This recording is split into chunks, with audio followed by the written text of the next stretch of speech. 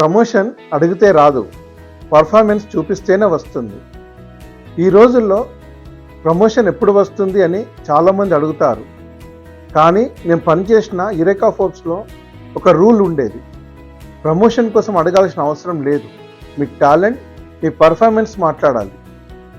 Eureka ఫోర్బ్స్లో నాకు బాగా నచ్చిన విషయం ఒకటి ఉంది. ఇక్కడ డైరెక్ట్ ప్రమోషన్స్ ఉండేవి కావు. ప్రతి లెవెల్కి ఒక ప్రాసెస్ ఉండేది.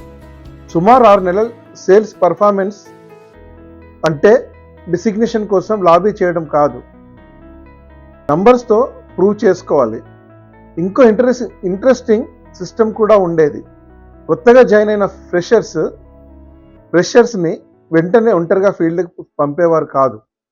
ముందుగా ఒక సీనియర్తో ఒక నెల ఎంగేజ్ చేసి అతని కస్టమర్తో ఎలా మాట్లాడుతున్నాడు, ఎలా అప్రోచ్ చేస్తున్నాడు, ఎలా ఫాలోఅప్ చేస్తున్నాడు, ఎలా సేల్ క్లోజ్ చేస్తున్నాడు అన్ని అబ్జర్వ్ చేయించేవారు.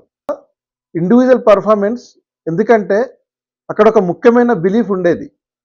గ్రూప్లో ఉండి పనిచేసినంత మాత్రాన నువ్వు కెపబుల్ అని ప్రూవ్ కాదు. నువ్వు ఒంటరిగా ఫీల్డ్లో నిలబడి నీ పర్ఫార్మెన్స్ చూపించినప్పుడే నీ టాలెంట్ బయటపడుతుంది. అందుకే గ్రూప్ వర్క్కి కూడా చాలా స్ట్రిక్ట్ డిసిప్లిన్ ఉండేది.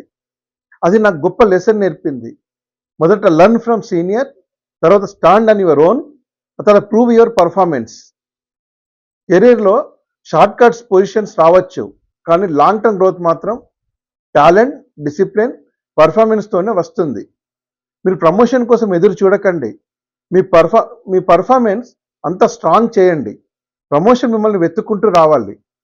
డిసిగ్నేషన్ మీ పేరు ముందు ఉంటుంది, కానీ పర్ఫార్మెన్స్ మీ పేరు నిలబడుతుంది. Chandra, hero to legend. Thank you.